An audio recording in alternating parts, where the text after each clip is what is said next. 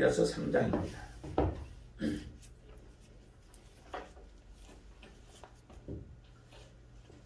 갈라디아서 3장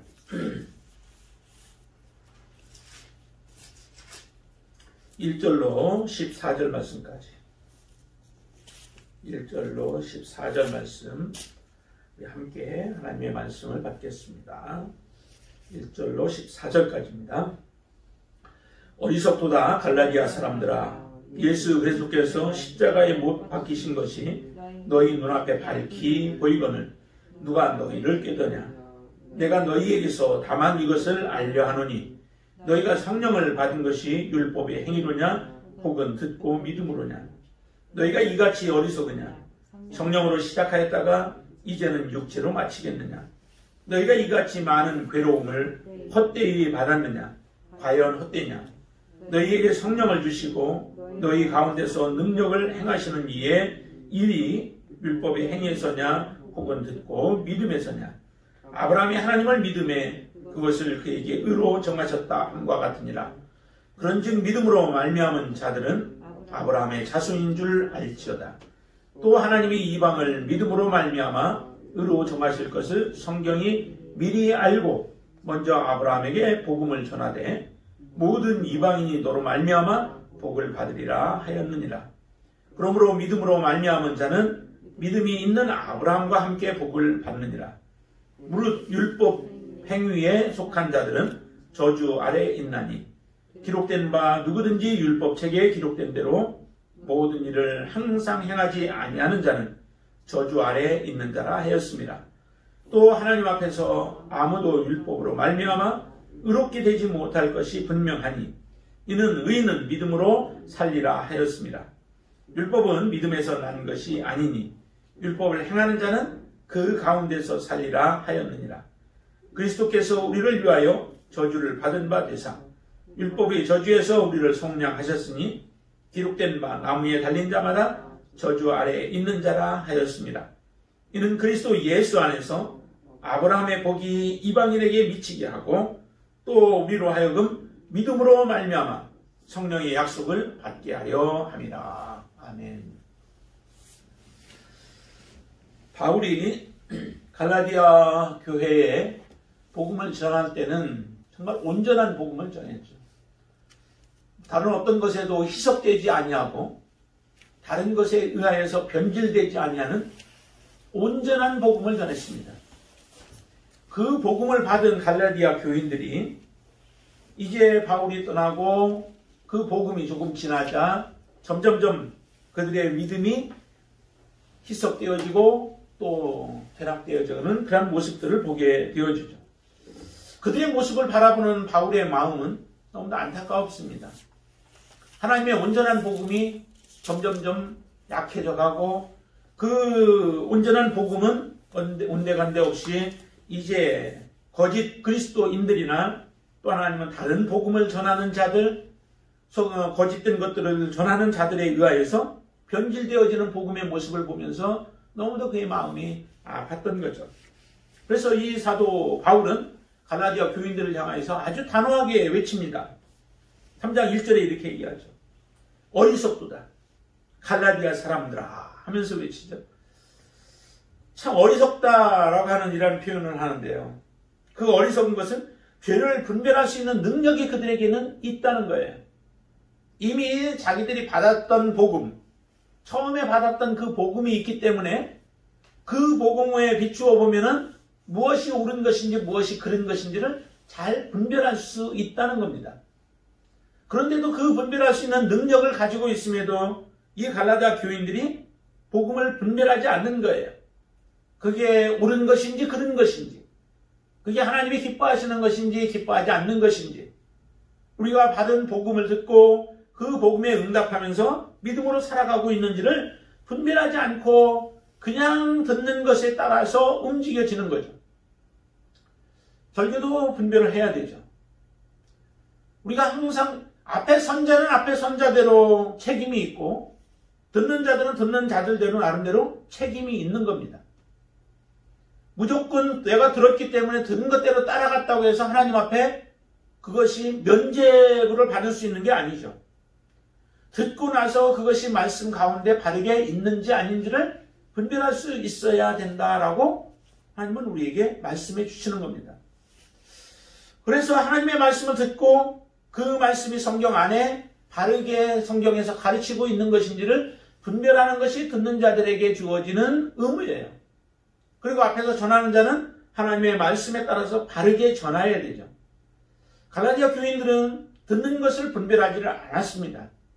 사도 바울이 전해준 온전한 복음, 그 복음에 비추어서 그게 옳은지 그른지를 분별하는 그런 시간을 가졌어야 하는데 그러지 못하고 계속 듣는 대로 움직여지다 보니 그들은 믿음을 따라서 행하는 삶이 아니라 사람을 기쁘게 하는 삶을 살아가고 있는 모습들이에요. 이 모습이 어리석은 모습이라는 거죠. 우리는 이미 예수 그리스도 그 복음을 받았습니다. 십자가의 복음을 받았고 그 복음은 사실은 온전한 복음이죠. 예수 그리스도께서 왜 우리를 위하여 이 땅에 오셔서 십자가에 죽으셨는가라고 하는 것입니다. 만약에 율법으로 말미암아 우리가 온전하게 되어질 수 있다면 예수 그리스도의 이 땅에 오심은 불필요한 것이죠. 예수 그리스도께서 이 땅에 오셔서 십자가에 죽으심은 불필요한 죽음을 죽으시는 거예요. 참으로 어리석은 죽음이라고 우리가 볼 수 있는 거죠. 만약에 율법으로 우리가 온전하게 되어질 수 있다면. 그러나 그 율법이 우리를 온전하게 할 수 없다라고 한다면 예수 그리스도의 오심은 우리에게 가장 기쁜 소식이죠. 우리가 어떻게 할 수 없는 것, 우리의 방법으로 우리의 능력으로 할 수 없는 것을 하나님의 은혜로 말미암아 예수 그리스도께서 자신을 주심으로 말미암아 우리를 온전하게 하기 때문에 그렇죠. 그래서 이 말씀은 너희들의 복음의 본질이 변화되지 않도록, 변질되지 않도록 해야 하는 사명이 너희들에게 있음에도 그 사명을 감당하지 못하고 복음이 변질되어지고 있는 모습을 보면서 사도 바울이 그들을 향하여 지금 외치고 있는 겁니다. 지금 이 시대에는 그런 일들이 없을까요? 정말 복음이 변질되어지지 않냐고 완벽한 하나님의 말씀을 성경을 통하여 우리에게 주신 이 말씀이 있기 때문에 우리는 더더욱 변질되지 말고 살아야 되는데 우리의 삶에 있어서 정말 변질되지 않고 우리가 바르게 살아가고 있을까? 참으로 안타까운 부분들이 많아요. 성경은 주어졌어도 성경을 우리가 그만큼 사랑하지 못하죠. 정말 성경을 사랑해서 성경 안으로 우리가 들어가야 되는데 하나님을 사랑한다 하면서 말씀을 사랑한다 하면서 우리가 그렇게 대하지는 못하는 겁니다. 그러니 성경은 그냥 단지 우리의 곁에 있는 우리의 마음을 위로해 주는 정도로 끝나는 거죠. 이스라엘 백성들에게 왕들에게 특별히 하나님이 명하신 게 있죠. 하나님이 왕을 세우기를 원치 아니하셨잖아요. 그런데도 이스라엘 백성들이 왕을 요구하자 하나님이 그들에게 왕을 세워주십니다. 그들에게 허락하시죠. 그러면서 하나님께서 이스라엘 백성들에게 왕들에게 특별히 요구했던 것 중에 하나가 뭐냐면 하나님의 말씀을 너희들이 등사해서 너희들이 옆에 항상 두라는 거예요. 봄으로 두라는 얘기가 아니죠. 그 말씀은 항상 하나님의 말씀을 따라서 너희들이 지켜 백성들을 다스리고 하나님의 뜻을 쫓아서 하나님이 맡기신 그 나라를 잘 이끌어가도록 하나님이 원하셔서 말씀을 주신 거예요. 그런데 그 말씀이 어느 때인가 잃어버리는 겁니다. 하나님의 말씀이 잃어버리고 원하면 왜 없었겠어요? 옆에 작은 데서. 하나님의 말씀들이 서기관들이 그것을 기록하여서 등사해서 또 복사해서 놓았기 때문에 있었겠죠. 근데 하나님의 말씀에 가까이 가고 싶은 마음이 없는 겁니다. 그러니까 하나님의 말씀에 따라서 다스려야 할 이스라엘 백성들을 제대로 다스리지 못하고 하나님의 뜻이 아닌 악한 일들을 따라서 저들이 가르치는 일들을 자행했던 거죠. 그런 일들을 통해서 이스라엘 백성들이 얼마나 하나님의 많은 하나님께서 징계하심으로 그 고난과 고통들을 당하게 되어져요. 하나님의 말씀을 그렇게 주었는데도 말씀에 어긋난 삶을 살아가듯이 지금 이 땅에 얼마나 하나님의 말씀이 참 많아요. 성경은 각 집마다 쎄고 센 게 성경 아니에요. 들으려고 마음만 먹으면 얼마든지 우리는 하나님의 말씀을 들을 수 있는 좋은 환경 속에서 가장 좋은 환경 속에서 우리가 살아가고 있는데도 하나님의 말씀이 우리의 삶을 다스리지 못하는 거예요. 하나님의 말씀이 우리를 통치하지 못하는 거예요. 이게 참 안타까운 부분들이죠. 우리의 삶에.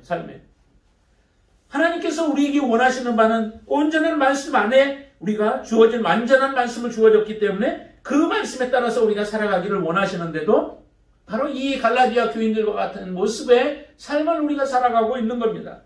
정말 주님이 이제 우리의 삶을 하나님이 보시면은 사도 바울의 마음과 같은 모습으로 우리를 보지 않겠어요? 야, 내가 너희들을 완전하게 말씀을 주었고 너희들 안에 성령께서 너희들을 다스리도록 주셨는데 성령은 무시해버리고 그의 음성은 듣지 않고 소리는 우리가 외면하면서 살아가고 있는 우리의 모습을 바라보시면서 얼마나 안타까운 모습으로 우리를 하나님이 보시겠느냐라고 하는 거죠. 이렇게 갈라디아 교인들이 변질된 모습으로 살아가는 모습을 보면서 사도 바울이 질문을 합니다. 정말 너희들이 성령을 받은 것이 어떻게 받았느냐? 성령을 받을 때 너희들이 무엇을 통해서 성령을 받았느냐? 너희들의 행위를 통해서 하나님이 성령을 주셨느냐? 아니면은 너희들이 듣고 믿음을 통해서 성령을 받게 되어졌느냐? 분명한 고백이 그대로 나올 수 있는 거죠. 성령을 통해서 성령을 우리가 받게 되어진 것은 다름이 아니라 우리가 듣고 믿음을 통해서 받게 되어진 것이죠. 조금만 생각해 보면은 율법을 통해서 우리가 믿음으로 살아갈 수 있는 것인지 아니면은 하나님을 믿음으로 말미암아 예수 그리스도를 믿음으로 말미암아 우리가 구원을 얻는 것인지 정확하게 알 수 있음에도 그것을 생각하지 않는 겁니다. 그냥 들은 것에 우리의 사고가 굳어져 버리고 우리의 생각이 거기서 벗어나지 못하는 거예요. 그 안에 갇혀져 버려서 결국 우리의 영혼이 어디로 가는지도 모르고 살아가고 있는 그러한 삶을, 그러한 선택을 계속해서 하고 있는 그런 갈라디아 교인들을 향해서 말씀하는 거죠. 또 하나 묻습니다. 3절 말씀 이렇게 묻습니다. 너희가 이같이 어리석으냐? 성령으로 시작하였다가 이제는 육체로 마치겠느냐? 4절 같이 있습니다. 너희가 이같이 많은 괴로움을 헛되이 받았느냐? 과연 헛되냐? 너희가 이전에 많은 괴로움들을 받지 않았느냐? 근데 그 괴로움이 무엇 때문에 온 것일까요? 그 괴로움은 복음대로 살아가기 때문에 받은 괴로움들이었어요. 하나님의 말씀을 지켜 살기 때문에 온 그러한 고통들이었다고요. 그 고통들을 그때는 잘 견디어내고 이겨냈어요.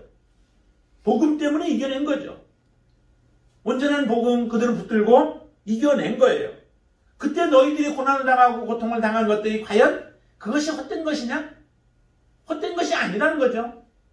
우리가 복음 때문에 받지 아니한 것들이라면은 그 모든 것들이 헛된 것일 수 있어요. 그러나 복음을 위하여서 우리가 고난을 당하고 복음 때문에 우리가 고통을 당하고 박해를 받았다면은 그것은 결코 헛된 것이 아니죠. 정말 가치 있는 것이죠. 하나님이 인정하시는 그런 고난이었고 하나님 앞에 기쁨이 되어질 고난이었습니다. 그런데 그때 너희들이 그렇게 잘 견뎌내고 그런 것들을 이겨냈던 너희들이 지금 너희들의 상태를 한번 봐라. 복음이 너희들에게 어디 있고 복음을 왜 이렇게 빨리 버렸느냐. 그래서 1절에서 그렇게 얘기하고 있는 거 아니에요? 예수 그리스도께서 십자가에 못 박히신 것이 너희 눈에 밝히 보이는데 누가 너희를 꾀더냐? 어떻게 해서 너희들 그 꾀에서 예수 그리스도가 나 때문에 십자가에 못 박혀 죽으셨는데도 그분을 어떻게 그렇게 빨리 떠날 수 있겠느냐? 그 복음을 어떻게 그렇게 빨리 버릴 수 있겠느냐? 그것을 버리고 예수 그리스도를 버리고 너희들이 율법으로 돌아가 있는 너희들의 모습을 볼 때에 참으로 너희들은 어리석은 자들이다 라고 하는 그런 책망을 지금 하고 있는 거예요. 그렇다고 어리석다고 해서 지금 기회가 없는 게 아니죠. 이 갈라디아 교인들에게 너희들은 빨리 돌이켜서 돌아오기를 원하시는 겁니다. 너희들이 잘못 알고 지금 그 길로 가고 있다면은 이제 다시 예수 그리스도 십자가에 못 박히신 주님을 바라보면서 돌아오라고 하는 거예요. 그래서 그들을 향하여서 이 사도 바울은 그렇게 외치고 있는 거죠. 너희들이 정말 무엇을 따라서 행할 것이냐? 율법을 따라서 행할 것이냐? 아니면은 말씀을 따라서 행할 것이냐? 이제 아브라함에 대한 부분을 이야기를 해요. 그러면은 아브라함이 어떻게 의롭다라고 인정을 받게 되었는데 6절 말씀 한번 같이 보시죠. 6절 같이 봅니다. 아브라함이 하나님을 믿으며 그것을 그에게 의로 정하셨다 함과 같으니라. 아브라함이 의롭게 되어진 게 어느 때예요? 창세기 보면은 17장에서 보면은 하나님을 믿음에 여기서 말씀한 것처럼 믿음에 그것을 하나님이 의로 여기셨다라고 얘기를 해요. 하나님을 믿었더니 하나님이 그를 의롭다라고 인정해 주신 것이죠. 그러니까 그 인정해 주실 때는 그의 행위 때문에 그런 게 아니었다라고 하는 거예요. 근데 한번 좀 보세요. 조금 이것과 완전히 반대되어지는 것처럼 보여지는 내용이 우리 야고보서에 한번 있어요. 야고보서 한번 2장을 좀 보시죠. 히브리, 그 다음에 야고보서 2장에 한번 보시면은 2장의 20절 말씀, 20절 일단 보시죠. 20절부터 2장 20절 같이 한번 보시죠. 아하 허탄한 사람아 행함이 없는 믿음이 헛것인 줄을 알고자 하느냐. 21절 우리 조상 아브라함이 그 아들 이삭을 제단에 바칠 때에 행함으로 의롭다 하심을 받은 것이 아니냐. 내가 보거니와 믿음이 그의 행함과 함께 일하고 행함으로 믿음이 온전하게 되었느니라. 21절을 보면은 오늘 우리가 이 본 말씀과 지금 3장 6절에서 한 것처럼 그것과 조금 반대되어진 것처럼 우리가 느껴져요. 의롭다라고 하신 것은 창세기 17장에서 말씀하셨고 그 아들 이삭을 바치는 것은 창세기 22장에서 보면 나오죠. 그러니까 지금 야고보는 행함에 대한 부분들을 강조하면서 그 행함으로 말미암아 하나님께서 그를 의롭다라고 하시는 것이죠. 21절에 그렇게 얘기하잖아요. 우리 조상 아브라함이 그 아들 이삭을 제단에 바칠 때에 행함으로 의롭다 하심을 받은 것이 아니냐라고 얘기를 해요. 어떤 것일까요, 그러면? 믿음으로 말미암아 의롭다 하시는 건가요? 아니면 행함으로 말미암아 의롭다는 건가요? 둘 다죠? 믿음으로 말미암아 의롭다 하나님이 그렇게 말씀하시고 그 의롭다라고 하는 것은 무엇을 통해서 우리가 증명이 되어지냐면 우리의 행함을 통해서 증명이 되어져야 한다는 거예요. 의롭다라고 했으나 행함이 따라오지 못한다면은 그것은 진정한 온전한 의로움이 아닌 거죠. 하나님 앞에 갈 수 있는 의로움이 안 되어지는 거예요. 그러니까 반드시 우리가 하나님을 믿는다라고 하면은 그분의 말씀을 따라서 우리가 행함이 반드시 나타나야 되는 거예요. 그런데도 어떤 사람들이 이제 거꾸로 얘기를 하죠. 정말 행함을 통해서 우리가 의롭게 되어지는 것은 아니라는 거예요. 단지 행함이라고 하는 것은 우리가 그렇다고 무시해야 될 것도 아니고요. 행함은 믿음 이후에 우리의 삶에 반드시 나타나야 할 부분이 이 행함이라고 하는 부분이에요.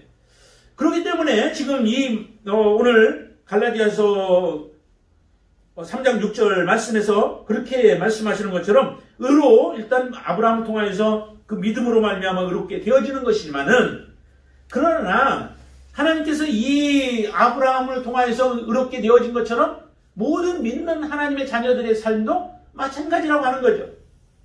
하나님의 자녀들의 삶이 믿음으로 말미암아 의롭게 되어진다는 거예요. 7절은 이렇게 말씀합니다. 그런즉 믿음으로 말미암은 자들은 아브라함의 자손인 줄 알지어다. 믿음으로 말미암아 아브라함의 자손이 되어진다는 거죠.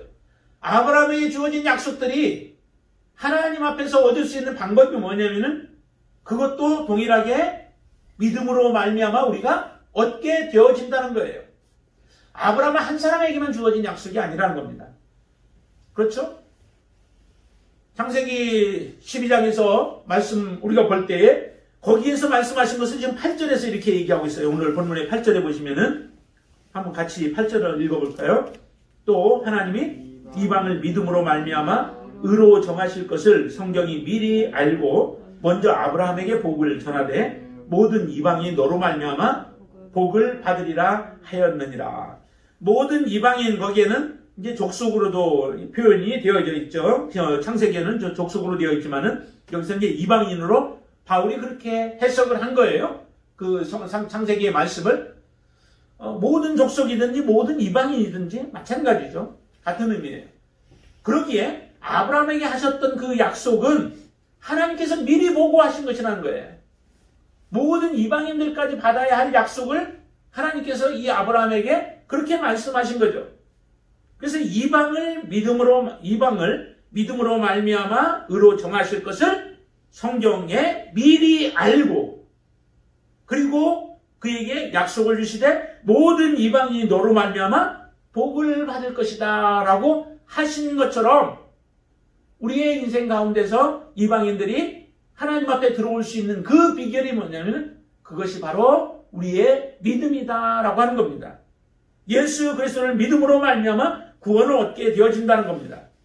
그런데도 갈라디아 교인들은 율법을 통하여 구원을 얻는 것처럼 행위로 말미암아 구원을 얻는 것처럼 착각하고 그렇게 주장하며 그 주장들을 인정하고 있는 겁니다.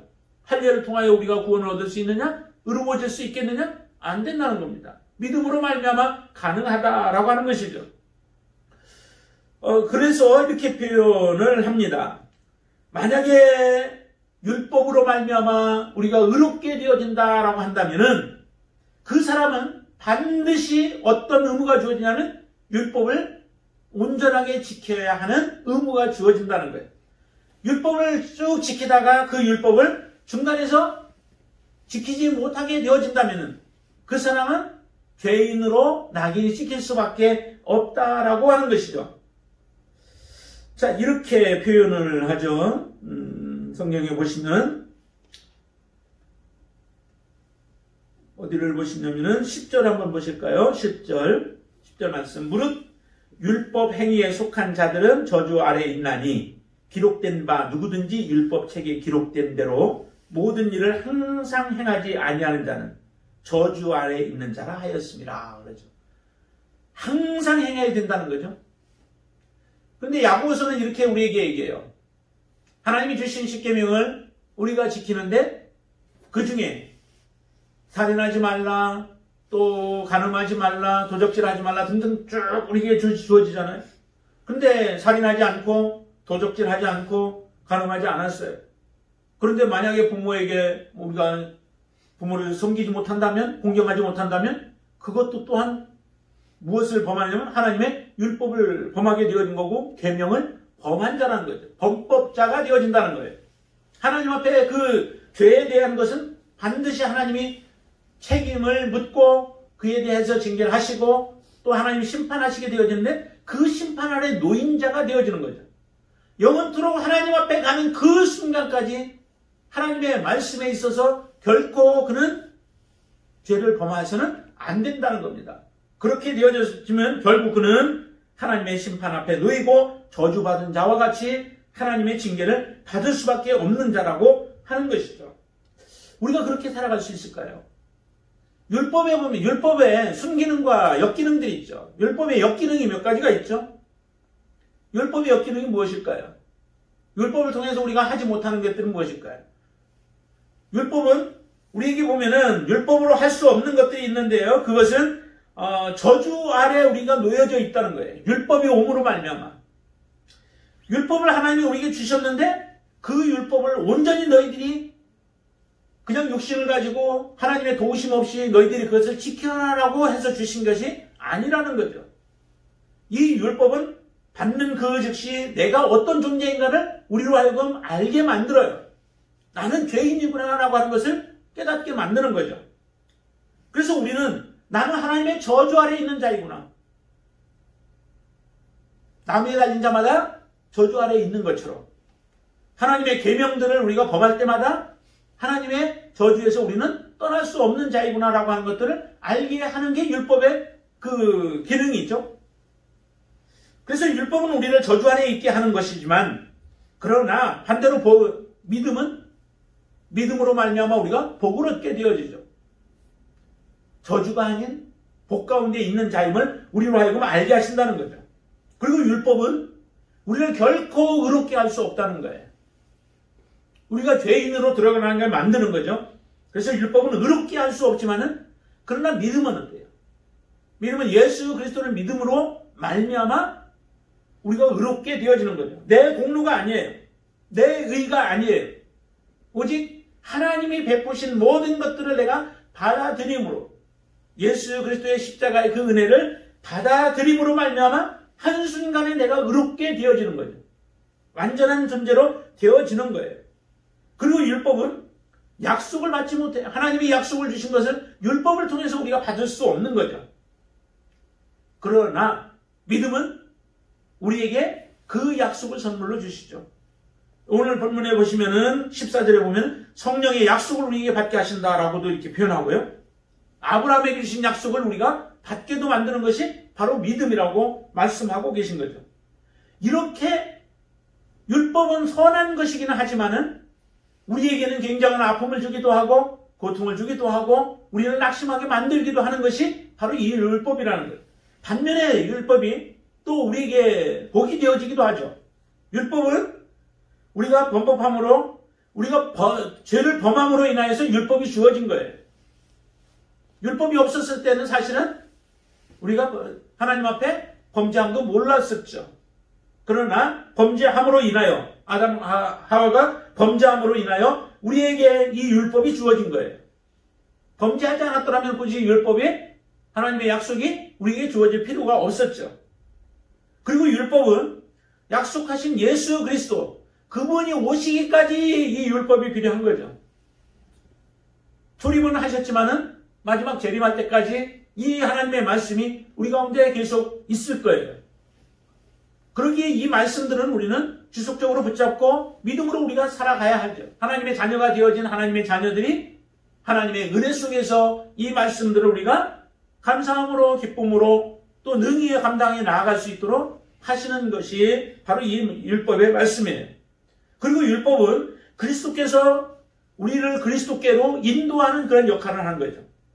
율법이 없었다면 예수 그리스도도 몰랐을 거예요. 예수님이 우리의 구세주가 되어지는 것도 율법이 없었으면 우리가 몰랐을 거예요. 그러나 율법이 주어짐으로 인하여 하나님의 약속이 주어졌고 그 약속들을 통하여 예수 그리스도를 우리가 바라볼 수 있도록 또 예수 그리스도께 나아갈 수 있도록 우리를 그렇게 인도하시는 거예요. 그리고 이런 순기능들이 있다는 거예요. 이 하나님의 말씀은 없어지지 아니하죠. 1.1핵도 없어지지 않냐고 다 성취되어진다라고 그렇게 말씀하셨어요. 이 하나님의 말씀을 우리가 붙들고 믿음으로 살아가게 되어질 때에 우리는 하나님의 온전한 약속을 받아 누리게 되어지는 거죠. 예수 그리스도께서 십자가에 못 박히신 것, 그것을 우리는 정확하게 지금 다 보고 있습니다. 보고 우리는 확신하고 살아가기 때문에 우리의 삶 속에서는 이 갈라디아인들과 같이 그와 같은 어리석은 행동과 또 판단과 삶을 살지 않게 되기를 바랍니다. 오직 우리 안에 거하시는 성령님을 의지하여 우리가 믿음으로 살아감으로 인하여 하나님께서 우리에게 약속하신 온전한 약속을 우리가 받아 누릴 수 있게 되기를 바랍니다. 우리가 고난을 왜 이렇게 받았을까요? 이 갈라디아 교인들처럼 받은 것처럼 우리가 살아가는 동안에도 그런 고난들이 있잖아요. 그들이 받았던 이유는 바로 말씀 때문에 우리가 받았다라고 말씀드렸어요. 복음에 충실했기 때문에, 말씀에 충실했기 때문에 그것으로 인하여서 이런 고난, 많은 고난들이 그들의 삶 가운데 찾아왔어요. 그러나 실제적으로 이제 지금 우리가 살아가고 있는 지금 시대에서 우리가 복음 때문에 이 고난이 사실은 있어야 되죠. 복음이 없게 되어지면 고난도 사실은 떠나가게 되어야 돼요. 일반적인 다른 부분들에 받는 것들이 있겠지만은 예수 그리스도 때문에 받는 그런 고난, 그 고난들은 우리 안에 온전한 복음이 있을 때에 그 복음으로 말미암아 우리가 고난을 당하게 되어진다는 거죠. 근데 복음이 변질되어져 버리면 우리는 고난이 우리에게 점점점 사라지게 되어질 거예요. 그 이야기는 다시 말하면 세상과 우리가 세속화가 되어지고 세상 사람들이 추구하는 것처럼 같은 것을 추구하며 살아가게 되어질 때에 세상 사람들로부터 받는 고난들은 없어진다라고 하는 거죠.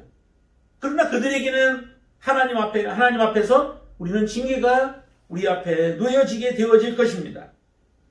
우리는 복음 때문에 이 십자가 때문에 받는 그 고난에 대해서는 기쁨으로 그 모든 것들을 받아들이는 삶이 되어져야 돼요. 이 본문을 통해서 우리에게 말씀하시는 것은 우리에게 다시 질문합니다. 정말 너희들이 무엇 때문에 지금 고난을 당하고 있느냐? 그리고 너희들은 무엇을 지금 붙잡고 살고 있느냐? 복음을 붙잡고 율법을 붙잡고 살아가는 자들이냐? 아니면은 하나님의 약속을 붙잡고 믿음으로 하나님 앞에 순종하며 살아가는 하나님의 자녀들이냐라고 하는 질문이에요. 그 질문 앞에 우리가 다시 한번 우리 자신을 바라보면서 하나님 앞에 생각할 때에 우리가 과연 우리는 어떤 모습으로 하나님 앞에 서 있는지 우리의 모습이 보여질 것이고 다시 이 말씀을 통하여 우리가 하나님께로 또 주님께로 우리가 다시 나아가서 믿음으로 살아갈 수 있게 되길 바랍니다. 11절에 이렇게 사도 바울은 이야기를 해요. 한번 다 11절을 같이 읽어볼까요? 또 하나님 앞에서 아무도 율법으로 말미암아 의롭게 되지 못한 것이 분명하니 이는 의인은 믿음으로 살리라 하였습니다. 많이 들어본 말씀이죠. 하박국에서도 말씀하고 있고요. 로마서에서도 말씀하고 있죠. 의인은 믿음으로 살리라. 이렇게 말하지 않았어요. 의인은 살 것이다 라고 말씀하시지도 않았고 그냥 믿음으로 말미암아 살 것이다 라고 하시지도 않았어요. 의인은 믿음으로 살 것이다 라고 얘기를 해요. 의인이지만 우리가 이 땅에 살아가는 것은 의인으로 살아가야 되죠. 의인을 버리고 죄인으로 살아가서는 안 돼요. 죄인이 믿음으로 살리라라고 말씀하시지 않고 의인은 믿음으로 살리라라고 말씀하세요. 예수 그리스도를 믿음으로 말미암아 우리가 의롭게 되어진 하나님의 자녀들이 이 땅에 살아가는 동안에도 믿음의 약속을 붙잡고 살아가야 된다는 겁니다. 예수를 믿음으로 말미암아 우리가 태어나서 거기서 멈춰선 것이 아니라 지속적으로 믿음의 행동을 하고 믿음으로 하나님 앞에 결단하며 살아가는 삶이 되어질 때 그 사람이 산다는 거예요. 참 우리는 이 믿음으로 의인이 믿음으로 산다라고 하는 부분에 대해서 우리가 가볍게 여기기 쉽습니다. 이 의인이 산 것을 성경에서 우리가 예로 본다면은 노아와 같은 경우 아니에요. 노아가 당대의 의인이었다라고 성경은 말씀합니다. 그 노아가 많은 사람들이 다 물로 홍수로 말미암아 죽어갈 때에 노아는 살아나죠. 그가 믿음을 지켰던 것은 하나님의 말씀을 붙잡고 그 말씀대로 순종하는 그 믿음의 삶을 보였던 거예요.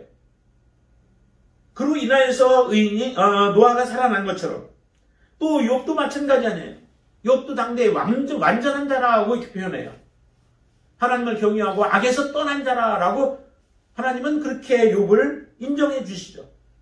그런 의인으로 살았던 그 욥이 하나님의 시험이 그 사단에 의해서 시험들이 와도 그 시험에 넘어가지 않아요. 믿음으로 그 모든 것들을 이겨내요.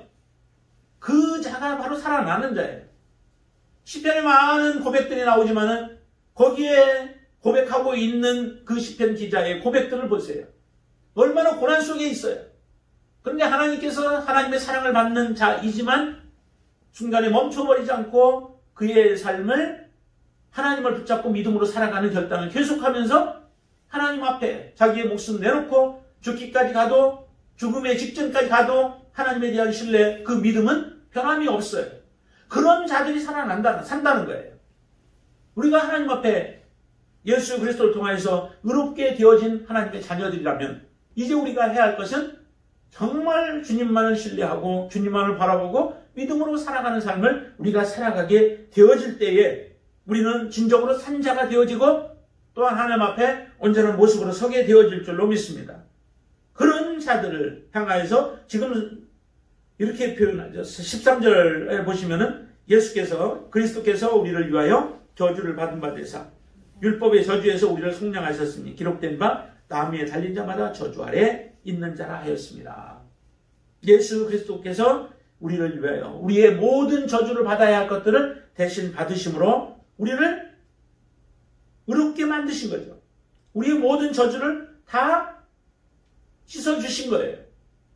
그렇게 의롭게 되어진 하나님의 자녀들이라면 이제 우리는 마지막 믿음으로 살아가는 결단이 있어야 될 줄로 믿습니다. 14절 이렇게 표현하고요. 같이 한번 읽어보시죠. 14절. 이는 그리스도 예수 안에서 아브라함의 복이 이방인에게 미치게 하고 또 우리로 하여금 믿음으로 말미암아 성령의 약속을 받게 하려 하심이라. 의롭게 되어진 자녀들이 믿음으로 말미암아 성령의 약속을 받고 이방인들이 믿음으로 말미암아 하나님의 구원 가운데 들어오게 되어지는 이런 역사들이 일어나게 되어진 것을 너희가 밝히 알지 않느냐.